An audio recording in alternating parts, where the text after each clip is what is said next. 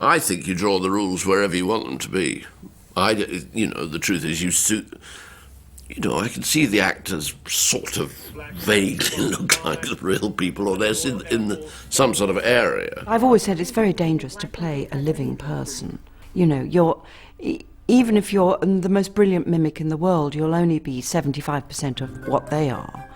And of course, if you're crap, you're just crap. You're like no good at all. So you can't win. You absolutely can't win. But then, having said that, obviously you have to get certain things right: the hair, the stance, the hands, the walk, the voice, all of those things. You can't fall down. You've got to try and obey what's there in those elements. Since last Sunday's dreadful news, we have seen throughout Britain and around the world an overwhelming expression of sadness at Diana's death. I was terrified, quite honestly. I think I was more nervous about this role than almost any role I've had in as far as I can remember, because I didn't really know how it was going to come out. But then I found within myself a thought which relaxed me, which was think of it as that you're a portrait painter, that you're a portraitist. In other words, you're bringing your perception of the Queen, and indeed your own personality, your own hang-ups, your own psychology to your portrait,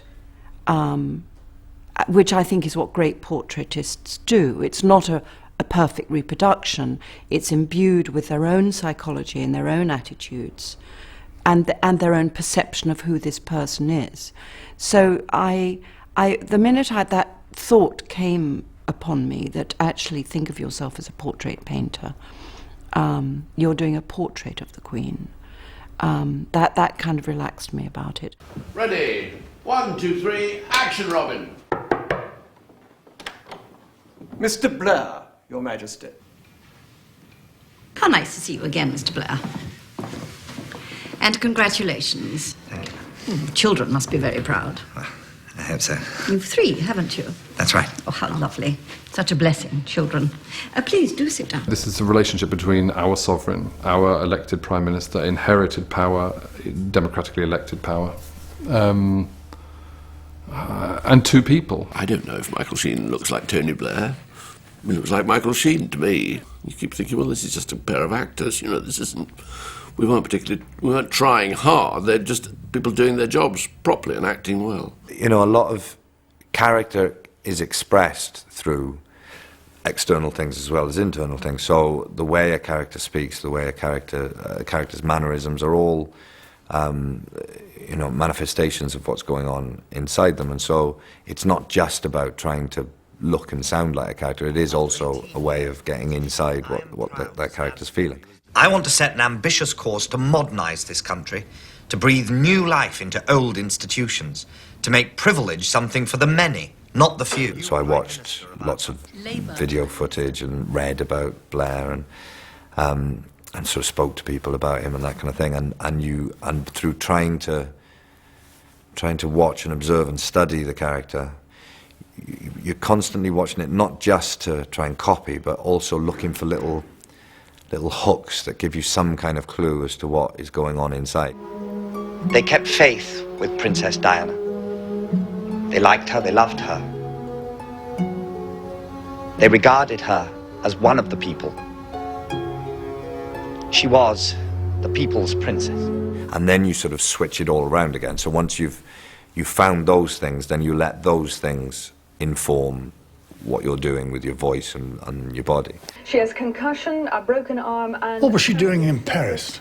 I thought she was supposed to be in London. Oh, you know what she's like. You know lots about the royal family, but once you've seen them depicted and played like this, and you feel that you understood them, and I think you will, in fact, have great sympathy with them. What is happening now? I don't know. I can't hear. Everyone's shouting. Why did I cast Jim Cromwell? Well, if you have a comic actor playing the Duke of Edinburgh, the poor bloke has the chance, you're just saying, oh, this is a ridiculous person. This is a clown, this man is a clown. And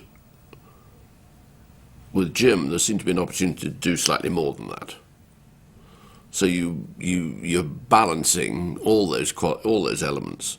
We all worked, of course, on the speech, which is a further distance for me to go, but even Helen and Alex have got to find not only the rhythms of the individual characters, but the sounds that are made so that there's a certain verisimilitude. Tus trailers. Visita mi canal. Again, when you're doing a drama, you cannot rely simply on the characterization. You have to invest it with something. You do want to suggest something about him physically and vocally, but you want to try not to get sort of trapped into how good is my impersonation, because that's not what it's about, I don't think. And I'm sure, there's a lot, you've got to get over the fears that a lot of people are going to say, well, he's nothing like him. Joseph, use the Royal Flight. They keep one plane on permanent standby in case I should kick the bucket. I was presented to the Queen Mother when I was at RADA in 1953.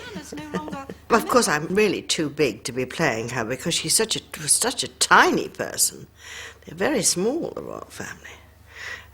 But she has this sparkle still, you see. I mean, it's impossible to extricate them from the reality of the fact that they are the royal family. They were born into that world. They've lived in that world. Everything around them accepts the status of that world. They don't challenge it. They don't question it. But within all of that, they are ordinary people like the rest of us. And it's trying to extricate their humanity from their situation. I see Mr. Fyod was buried last night, at midnight. No fuss, no cameras. Very dignified. Very dignified. It's a character that I absolutely loved playing. Just loved being in that person. I loved it. I think sometimes I forget what we're actually dealing with, and I have been certainly kind of extremely shocked when I see Helen Mirren as the Queen saying these words, and I think it's quite extraordinary what she's doing and what Stephen's doing with this film. Before I do a shot, I find myself doing this. And to me that expresses exactly what the Queen is, in the sense that she's right back in herself and then she's coming out of herself in a very straight, steady line. She's not like Tony Blair, all forward, She's back within herself, but it's not in there, it's not a neurotic place, it's not a confused place, it's a very steady place, it's a very, I think, quite a confident place. It's a very, obedient is not the right word, but it's a place that's full of, obviously, of incredible self-discipline. And then she steadily comes out from that point. So that's the person I'm constantly trying to fight my way towards.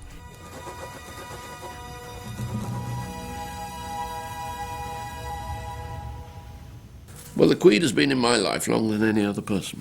I mean, that's said, my mother and father are dead, and, nobody's been in my life as long as the Queen. So naturally, you're dealing with complex feelings. It's not easy. I can't describe really why I loved being in that person, but I did. I loved her sense of self-control and decency and doing the right thing kind of thing.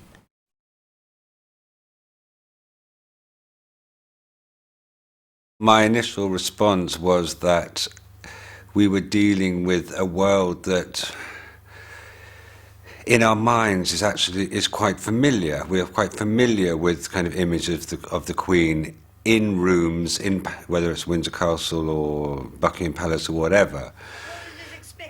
But that thought was quickly followed on by the sort of realisation that in fact we weren't dealing with anything that was familiar at all, because we're actually dealing with the private spaces.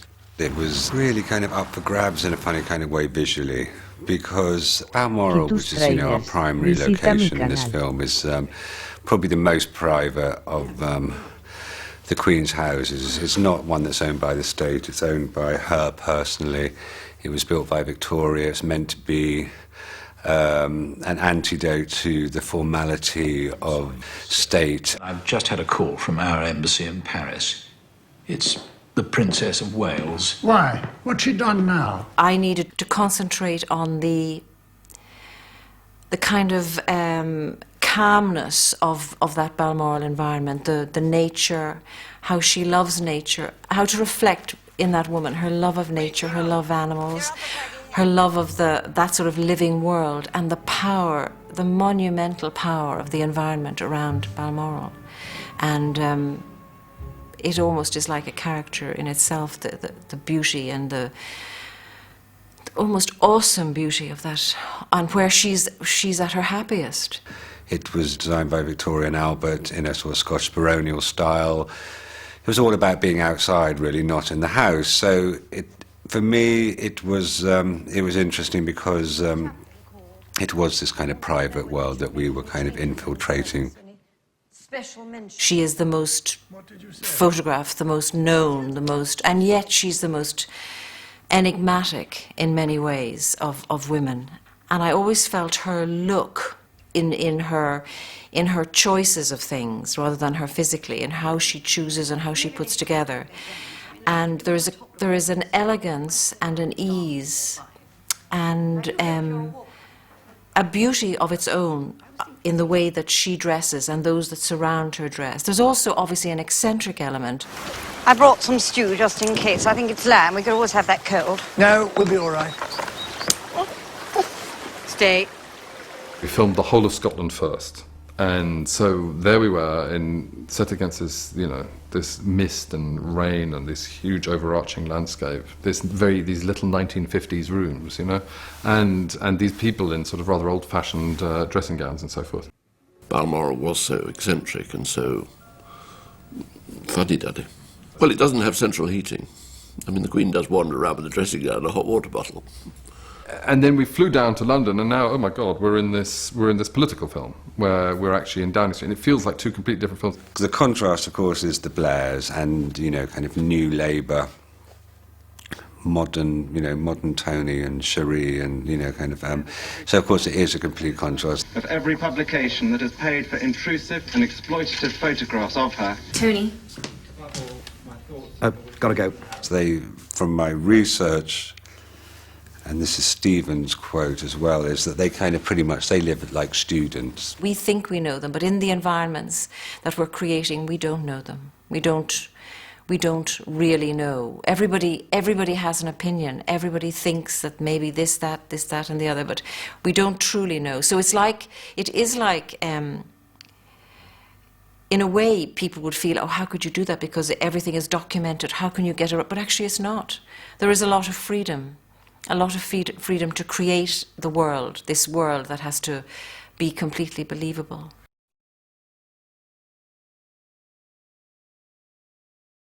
It's very delicate material. It's dangerous material in a way. So, you know, you really need to be confident that the people you're working with have taste and intelligence and ability to put a story like this on the screen without betraying people, you know. Well, it was always going to be about that week.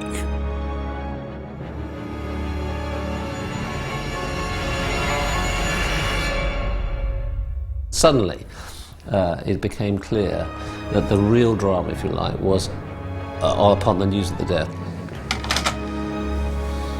It's Diana. She's been in a car accident in Paris. And the Queen and all the royal family were in Balmoral, and then that extraordinary week that most of us all remember incredibly vividly. I went to Kensington Palace And I looked up, so there's like a lane by the side of the main entrances to the palace, and there were people already there. And there was a young policeman who looked as if he'd been crying, a couple of Kensington ladies, and a large gentleman in very flashy clothes, a raster, because he had one of those big knitted hoods on. And he'd got some flowers. And Quitus Trailers. Visita mi canal. Like a film set. Nobody was making any noise.